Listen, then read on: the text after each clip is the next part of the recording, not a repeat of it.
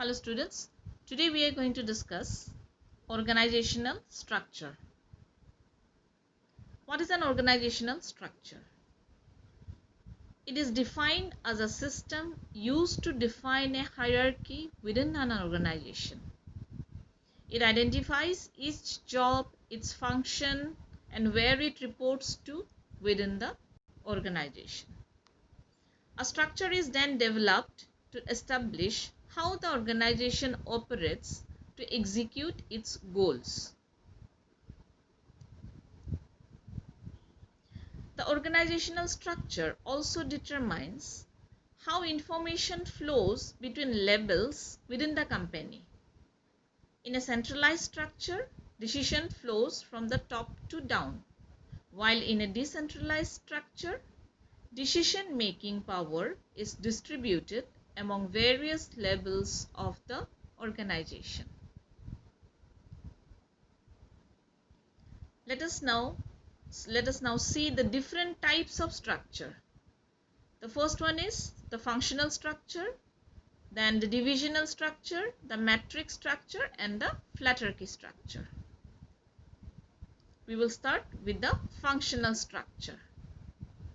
The functional structure is based on an organization being divided up into smaller groups with specific tasks or roles.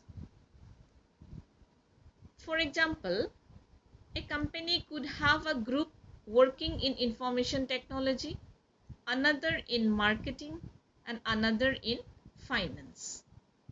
Each department has a manager or director who answers to an executive level up in the hierarchy who may oversee multiple departments.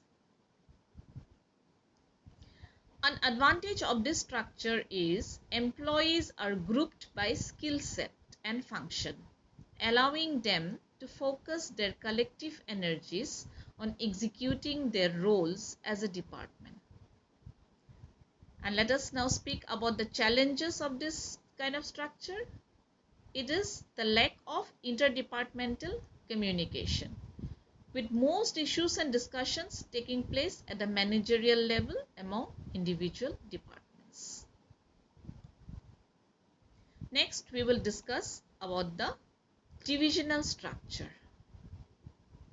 Under this structure, each division essentially operates as its own company, controlling its own resources and how much money it spends on certain projects or aspects of the division. This structure allows for much more autonomy among groups within the organization.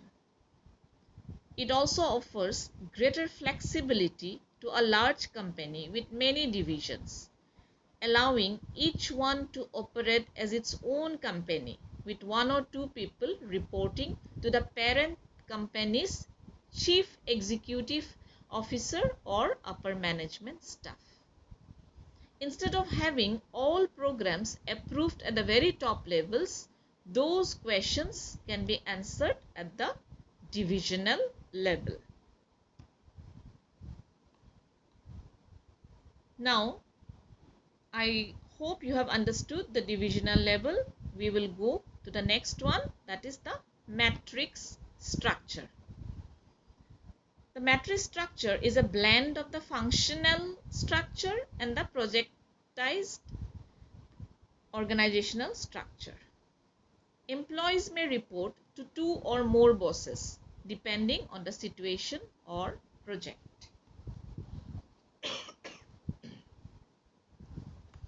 That's why it's very important for the employees to know their roles, responsibilities, and work priorities. For example, under normal functional circumstances, an engineer at a larger engineering firm could work for one boss. But a new project may arise where that engineer's expertise is needed. For the duration of that project, the employee would also report to that project's manager as well as his or her boss for all other daily tasks. The matrix structure is challenging because it can be tough reporting to multiple bosses and knowing what to communicate to them. Advantage of this structure is that employees can share their knowledge across the different functional divisions, allowing for better communication and understanding of each function's role. And by working across functions, employees can broaden their skills and knowledge, leading to professional growth within the company. Coming to the last type of structure, flatarchy. While the previous three types of organizational structures may work for some organizations, another hybrid organizational structure may be better for startups or small companies. Flatarchy is a blending of a functional structure and a flat structure.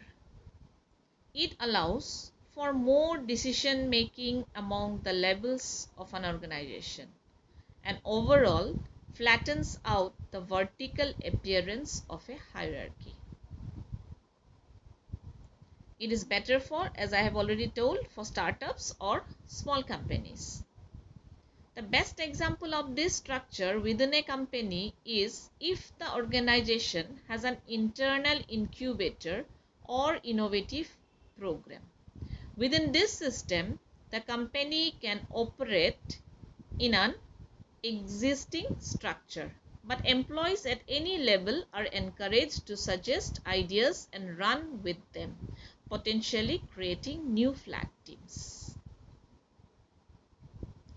Now let us conclude.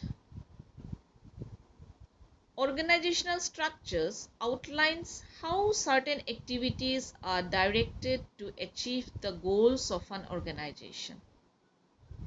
Successful organizational structure define each employee's job and how it fits within the overall system. A centralized structure has a defined chain of command, while decentralized structure give almost every employee receiving a high level of personal agency. Not having a formal structure in place may prove difficult for certain organizations. For instance, employees may have difficulty knowing to whom they should report. That can lead to uncertainty as to who is responsible for what in the organization. Thus, we see that organizational structure is a very vital aspect of an organization. That's all. Thank you.